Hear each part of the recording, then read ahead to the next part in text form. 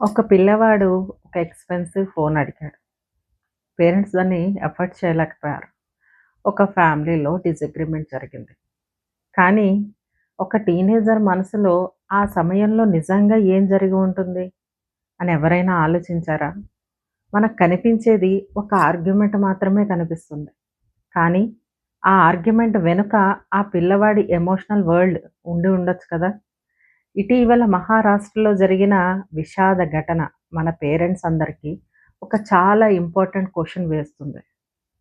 మనం నిజంగా పిల్లలకి వస్తువులు మాత్రమే ఇస్తున్నామా అని?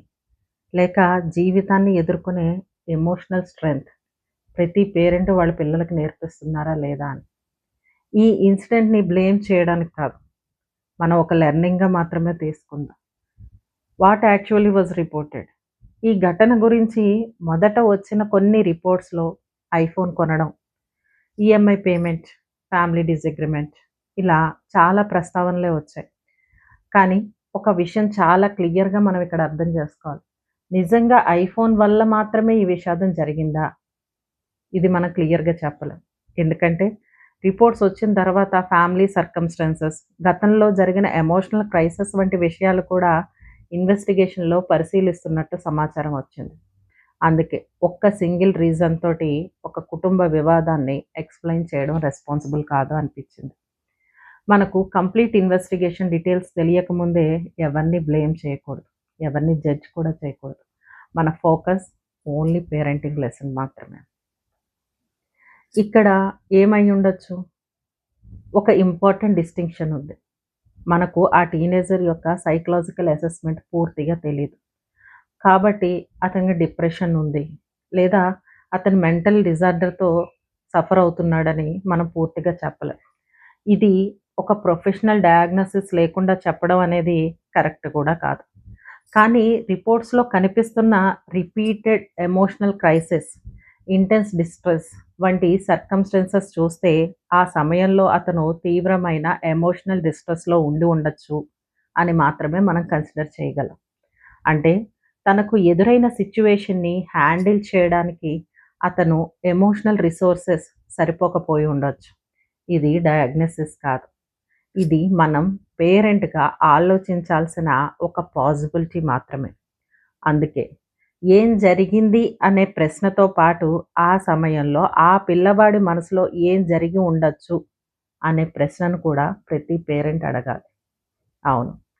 Want not equal to need.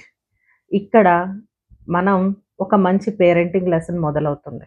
అదేంటంటే ఒకవేళ పిల్లలు నాకు ఫోన్ కావాలి అనంటే మనకు కనిపించేది ఓన్లీ ఒక ఫోన్ మాత్రమే. కానీ అక్కడ అతని ఎమోషనల్ నీడ్ కావచ్చు అది. బిలాంగింగ్. నా ఫ్రెండ్స్ దగ్గర ఉంది. నాకు కూడా వాళ్ళల్లో ఉండాలి అని అనిపిస్తే అది వాళ్ళతో కలిసి ఉండాలన్న ఆలోచన మాత్రమే. ఇక పిల్లవాడు నాకు ఎక్స్‌పెన్సివ్ ఫోన్ కావాలి అని అంటే దాని వెనుక ఒక యాక్సెప్టెన్స్ స్టేటస్, పీర్ అప్రూవల్ అయ్యుండొచ్చు.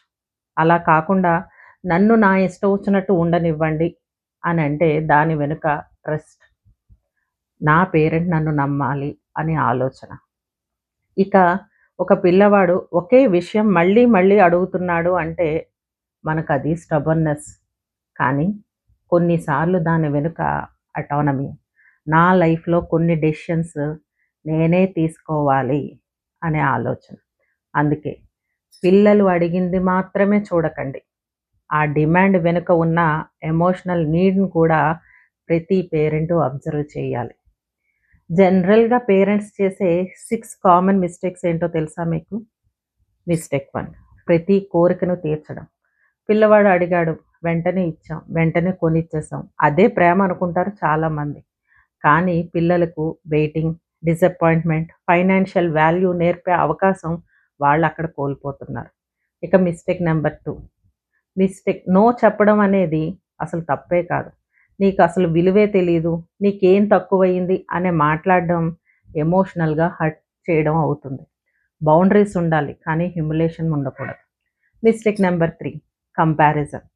పక్కింటి పిల్లలు చూడు, నీ ఫ్రెండ్ ఎంత బా చదువుతున్నాడు అనే కంపారిజన్ పిల్లలకి మోటివేషన్ ఏమాత్రం ఇవ్వదు. చాలా సార్లు ఐ యామ్ నాట్ ఎనఫ్ అనే ఫీలింగ్‌ని పిల్లల్లో పెంచుతుంది. ఇక మిస్టేక్ నెంబర్ 4, లేబుల్స్. నువ్వు మొండివాడివి, సెల్ఫ్‌లెస్, సెల్ఫిష్, యూజ్‌లెస్, నీ వల్ల ఏమీ కాదు. ఒక బిహేవియర్‌ని కరెక్ట్ చేయండి. కానీ పిల్లల పర్సనాలిటీని అటాక్ చేయకండి. మిస్టేక్ నెంబర్ 5, ప్రాబ్లమ్ వచ్చినప్పుడు మాత్రమే మాట్లాడడం. పిల్లలతోటి కమ్యూనికేషన్ ప్రాబ్లమ్ వచ్చినప్పుడు మొదలుపెట్టేది కాదు. ప్రాబ్లమ్ రాకముందు మాత్రమే రిలేషన్‌షిప్‌ని బిల్డ్ చేసుకోవాలి. మిస్టేక్ నెంబర్ 6, ఎమోషనల్ పెయిన్‌ని చిన్న చూపు చూడడం.